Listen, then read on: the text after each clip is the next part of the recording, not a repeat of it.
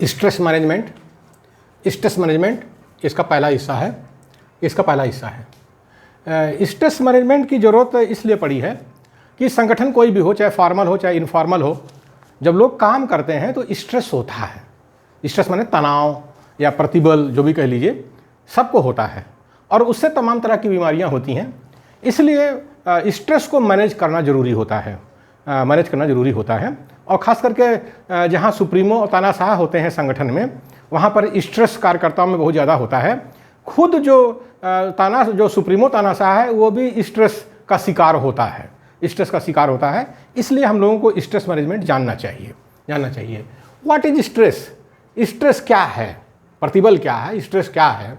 Stress is a dynamic condition in which an individual is confronted with an opportunity, demand, or resource related to what the individual desires and for which the outcome is perceived to be both uncertain and important. इसका मतलब ये हुआ कि stress यानी प्रतिबल वह गतिमान अवस्था है जिसमें एक व्यक्ति एक अवसर, एक चुनौती अथवा संसाधन का सामना करता है जिसकी वह आकांक्षा करता है और जिसका प्रतिफल अनिश्चित एवं महत्वपूर्ण दोनों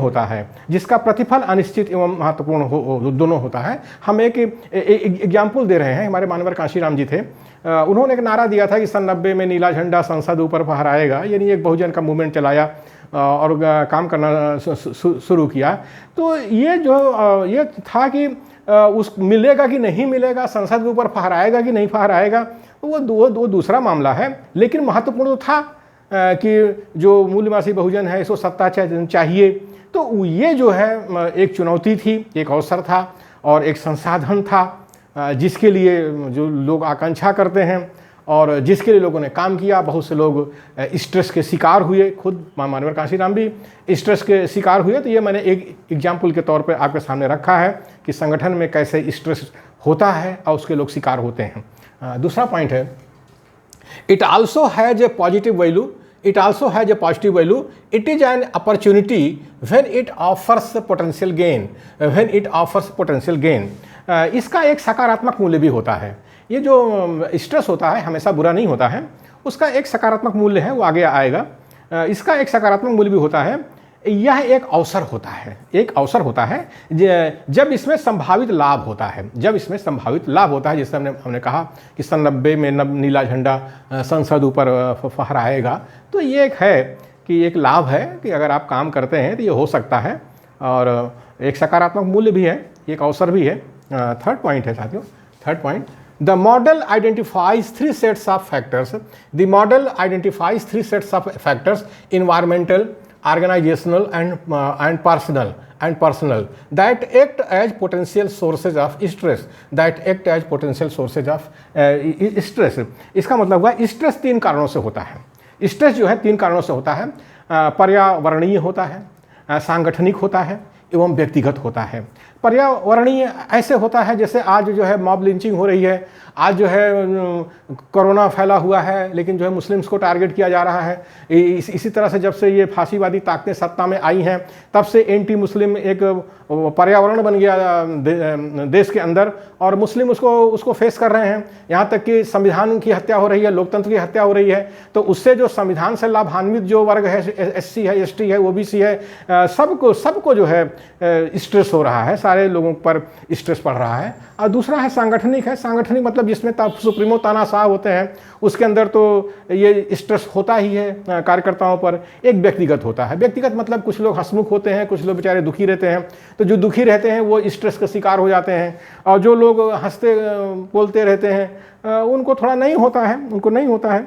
तो ये चौथा पॉइंट है, when stress is experienced by an individual, symptoms can surface as physiological, psychological and behavioural outcomes. When stress is experience मतलब इसका मतलब ये हुआ, जब एक व्यक्ति स्ट्रेस का अनुभव करता है तो इसके तीन प्रकार के लक्षण प्रकट होते हैं। कोई भी व्यक्ति हो अगर स्ट्रेस का अनुभव करता है तो उसके तीन प्रकार के लक्षण प्रकट होते हैं। एक शारीरिक होता है, दूसरा मनोवैज्ञानिक होता है और तीसरा व्यवहारिक होता है। शारीरिक मतलब होता है आदमी तमाम तरह की बीमारियों का शिकार हो जाता है, जैसे शुगर का पेशेंट हो गया, हार्ट का पेशेंट हो गया, बीपी का पेशेंट हो गया। मनोवैज्ञानिक भी होता है, मनोविज्ञान से मतलब वो निगेटिव है, पॉजिटिव है, इस तरह से उसका दिमागी तौर पर भी होता है। और तीसरा जो है व्यवहारिक है। व्यवहारिक स्तर पर भी स्ट्रेस होता है कि उसका व्यवहार बदल जाता है, बहुत ज़्यादा चिड़चिड़ा हो जाता है, गुस्सा होने लगता है। तो इस तरह का जो है, ये 3 तरह का जो है लक्षण प्रकट होता है, शारीरिक, मनोवैज्ञानिक और व्यवहारिक, जब स्ट्रेस होता है।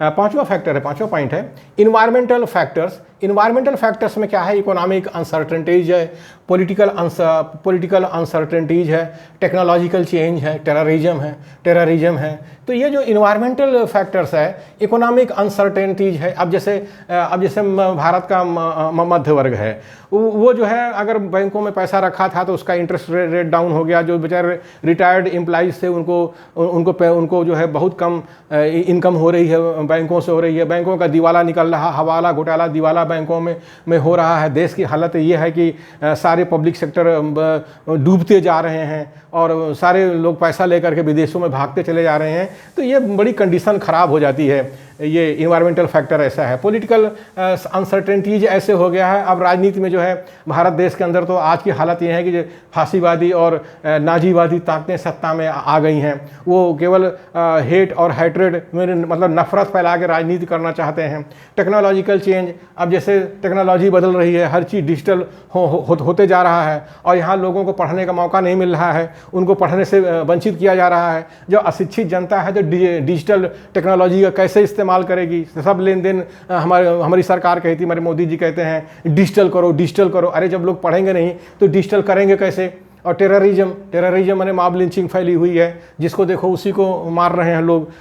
कहीं साधुओं की हत्या हो जा रही है, कहीं शेड्यूल कास्ट की हत्या हो जा रही है, शेड्यूल ट्राइब के जो है जंगल जो पर कब्जा किया जा रहा है, उनके घर द्वार जला दिए जा रहे हैं, उनको नक्सल कह के मार दिया जा रहा है। मुस्लिम्स की तो कोई बात ही नहीं है। इस सरकार ने तो जो है पूरा एक कार्यक्रम ही चला रखा है कि जहाँ देखो वहीं मुस्लिम का नाम दे दो, मतलब मुस्लिम विरोधी वातावरण देश के अंदर पैदा कर दिया। तो ये है इन्वायरमेंटल चेंज, ऐसे फैक्टर होते हैं, इससे स्ट्रेस पैदा होता है, लोगों के अंदर होता है। छठवां है साथियों, 6th है ऑर्गेनाइजेशनल फैक्टर्स। ऑर्गेनाइजेशनल फैक्टर्स में दो बातें आती हैं। एक आता है टास्क रोल, मतलब कार्य संबंधी भूमिका। टास्क क्या है, क्या उसका कार्य दिया गया है। दूसरा इंटरपर्सनल डिमांड्स, यानी जो संगठन में काम करते हैं उनके साथ उसका रिश्ता क्या है, क्योंकि हर आदमी हर तरह से सबका स्वभाव अलग होता है। तो लोग कैसे आपस में बातचीत करते हैं, तो ये संगठन का जो वातावरण होता है उससे भी लोगों के अंदर तनाव पैदा होता है।